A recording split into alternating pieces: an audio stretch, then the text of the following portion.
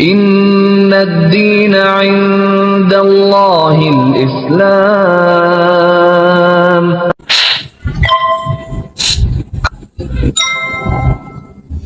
Mendapat pekerjaan juga. Jadi menurut saya untuk teman-teman yang ada di luar sana yang sedang galau, yang sedang mempertanyakan nanti masa depannya seperti apa, jangan pernah takut. Yang memiliki hidup kita, mati kita, rezeki kita dan jodoh kita itu Allah. Jadi jangan pernah takut. Toh nanti surga itu jaminan kita. Itu. Nama saya Pramadya Sartikasari. Nama baptis saya Gertrudis. Saya asli Yogyakarta.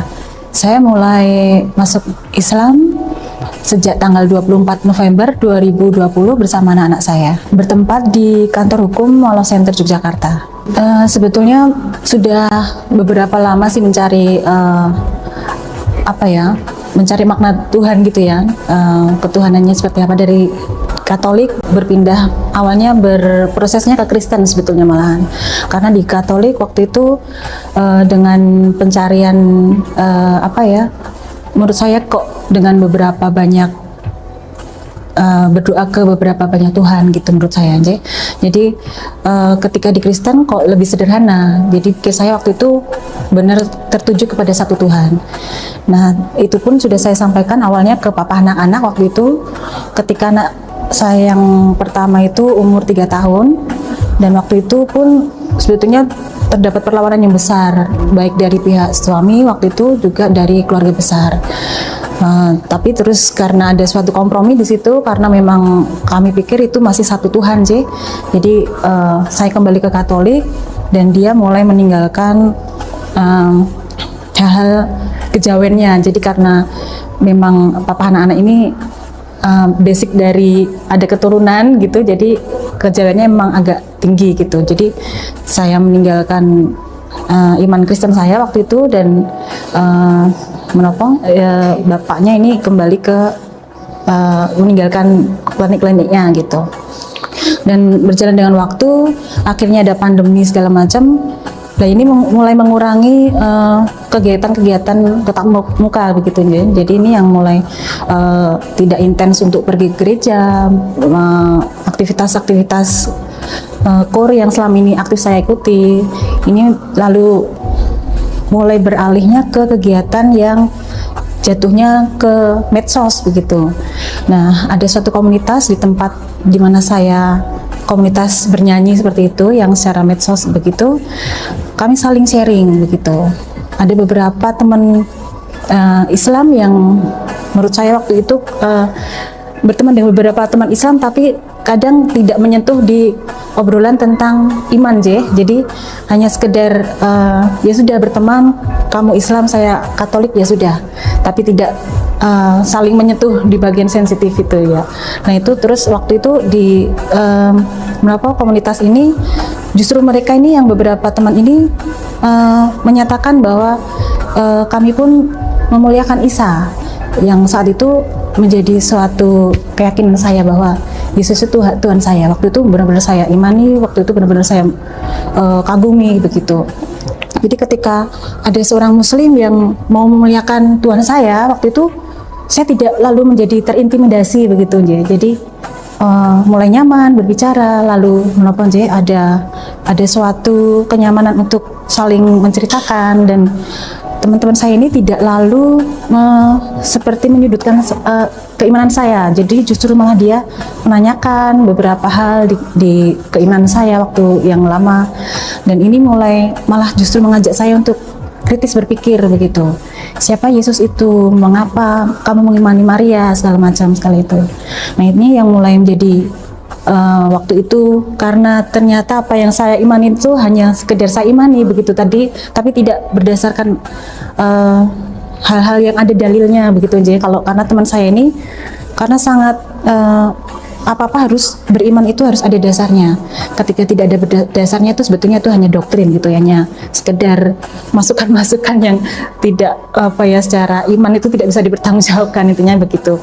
Nah lalu di satu titik di mana saya mulai bertanya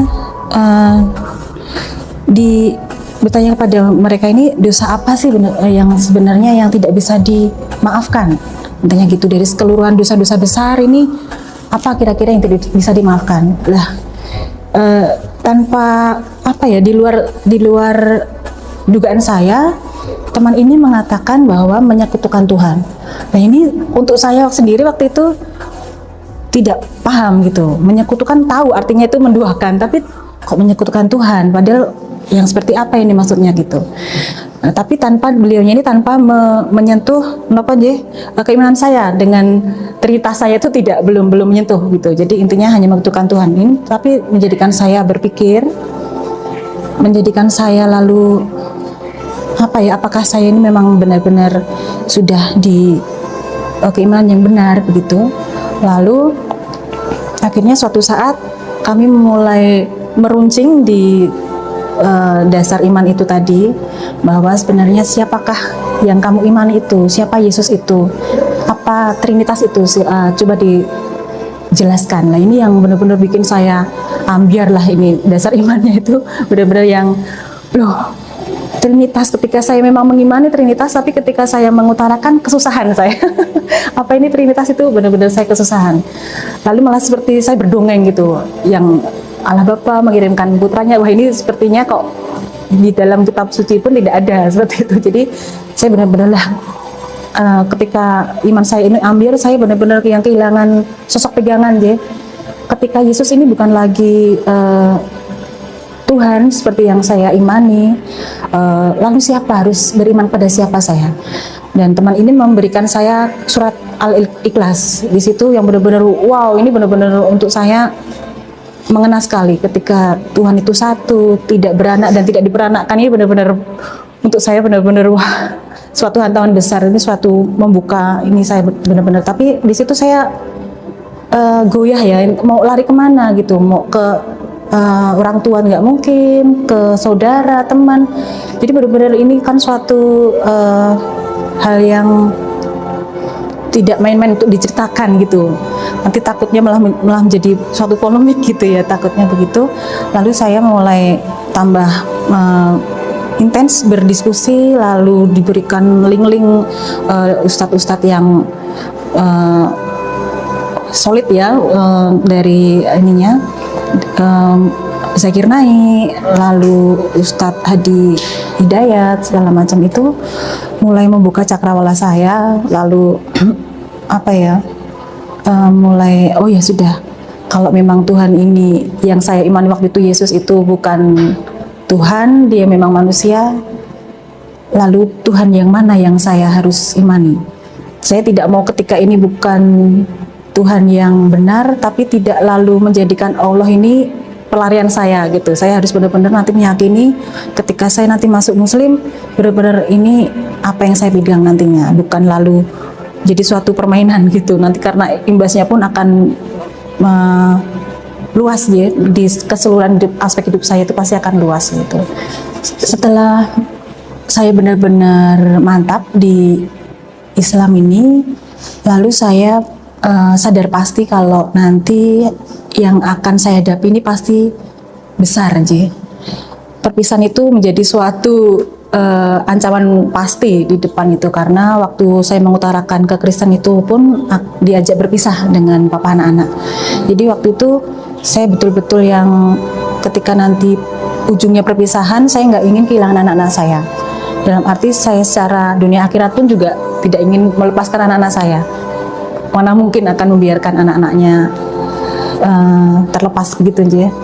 Lalu saya mulai, tapi ketakutan, awalnya ketakutan waktu menyampaikan ke anak-anak aja. Jadi nanti dikiranya saya yang aneh-aneh, saya yang mama nih apa-apaan segala macam. Jadi takut dibenci, takut dijauhi, takut segala macam ketakutan tuh ada. Tapi terus saya mulai berpikir bagaimana caranya menyampaikan ke anak-anak, tapi dalam suatu obrolan yang menyenangkan, yang mudah mereka pahami. Lalu saya mulai dengan anak yang terbesar, karena waktu itu saya setengahnya seperti mendoktrin anak saya itu terlalu terlalu dalam di Kristen ya. Jadi intinya Yesus itu tiket emas kita ke surga segala macam, itu benar-benar saya masukkan ke pribadi anak saya yang besar ini. Tapi setelah diterima, mereka bisa meyakini apa yang saya yakini, benar-benar yang bukan tanpa paksaan. Ini lalu saya sampaikan kapan kita mau masuk Islam. Nah ini yang si besar ini sebetulnya masih minta saya untuk menunggu sampai lulus SMA sebetulnya. Jadi sebentar mah, nanti kalau ini Juni aja gimana gitu. Karena waktu itu sudah di pertengahan Oktober itu sudah kami semua mulai mengimani Islam, bertiga, anak saya yang kecil, lalu yang besar ini juga sudah fix untuk ya udah kalau ini nggak mungkin berlama-lama karena jelas ini rootnya beda gitu. Jadi ketika kalau Kristen Katolik masih adalah kesamanya, tapi ketika Islam dan Nasrani ini benar-benar wah tidak bisa diterima lagi ya, ajarannya seperti apa gitu, tidak bisa. Lalu saya benar-benar yang ayo kapan kita mulai syahadat. Tapi yang besar ini nanti mah kalau lulus SMA, takutnya nanti papahnya akan menghentikan segala fasilitas, nanti rumah tangga akan gonjang-ganjing. Ini yang menjadi pikiran kami, pikiran anak-anak waktu itu. Lalu akhirnya waktu itu saya lari ke Mall of Center dengan Mbak Liana, waktu itu dengan Pak Amru juga. Waktu itu lalu kami diajak berdiskusi di kantor hukum Mall of Center. Di situ ada suatu obrolan. Jadi intinya ketika sudah mengimani hal yang benar, mengapa harus ditunda-tunda? Karena umur itu tidak ada yang tahu. Akan sehari, 2 hari, seminggu, 2 minggu, ajal itu menjemput, tidak tahu. Akan lebih dahulu dijemput maut atau hidayah itu sendiri. Jadi waktu itu ya sudah, sebetulnya tidak berencana waktu itu akan bersyahadat, tapi ketika itu ya sudah, saya fix dengan anak yang terkecil waktu itu bersyahadat terlebih dahulu, lalu disusul anak yang terbesar, karena memang hidayah itu mahal itu tadi. Karena waktu itu juga sudah mendekati Natal, jadi ini saya tidak mau yang akan berlama-lama membiarkan apa ya seakan-akan berpura-pura gitu. Saya tidak bisa lagi menutupi kepura-puraan saya gitu. Setelah bersyahadat dengan anak-anak, lalu pasti harus mengemukakan ke papa anak-anak juga ini, ke suami waktu itu. Jadi memang cepat lambat pasti akan harus dihadapi itu pasti. Jadi saya mulai menyampaikan ke papa anak-anak bahwa kami semua sudah bersyahadat. Itu lalu sebetulnya di awal ini baik-baik saja gitu ya. Tapi memang lalu banyak pihak yang lalu mencampuri, mempengaruhi keputusan-keputusan dari papa anak-anak, lalu membuat situasi kami ini terpojok, menjadi semakin terpojok. Tapi dari Mall of Center sendiri memberikan bantuan advokasi hukum. Jadi ini tanpa mengeluarkan 1% pun membantu kami 100% di sisi hukum. Ini yang lalu berjalan beberapa bulan kami jalani dengan anak-anak waktu itu, didampingi Mbak Liana juga, Pak Amru, dan tim advokasi dan barusan beberapa bulan yang lalu selesai kasus kami itu. Menurut saya ketika iman itu sebetulnya memang harus menjadi dasar hidup kita aja. Jadi apapun keadaan kita, apapun nanti ke depannya. Jadi saya ini termasuk orang yang overthinking sebetulnya. Dengan background saya ibu rumah tangga tanpa berbekal titel pendidikan, ini menjadi sebetulnya di awal itu sudah menjadi suatu ketakutan saya. Ketika nanti saya bersyahadat, mempunyai iman Islam dengan anak-anak ini sebetulnya memang menjadi wow, nanti kalau saya berpisah dengan suami, apa ini yang menjadi pegangan saya secara finansial itu menjadi suatu ketakutan saya. Tapi teman-teman yang support system saya ini benar-benar yang punya iman Islam yang besar, jadi meyakinkan saya jangan pernah takut, Allah itu yang punya alam semesta ini kok. Jadi kalau kita mengecilkan dengan penuh ketakutan itu sebetulnya mengecilkan Tuhan itu sendiri sebetulnya. Allah itu maha kaya, maha yang punya semuanya. Jadi waktu itu dengan semua ketakutan saya diyakinkan bahwa pasti ada jalan. Ketika nanti meninggalkan sesuatu untuk Allah itu pasti Allah akan berikan gantinya yang lebih baik dari apa yang sudah saya punya waktu itu. Jadi saya hanya yakin itu. Jadi Bismillah, waktu itu dengan anak-anak, apapun yang terjadi waktu itu sudah saya kemukakan di depan dengan anak-anak. Nanti justru malah skenario terburuk itu saya sampaikan ke anak-anak. Jadi nanti kita hidup menggelandang, nggak apa-apa dilakoni. Jadi itu benar-benar yang justru tidak memberikan hal-hal yang muluk-muluk begitu dengan anak-anak.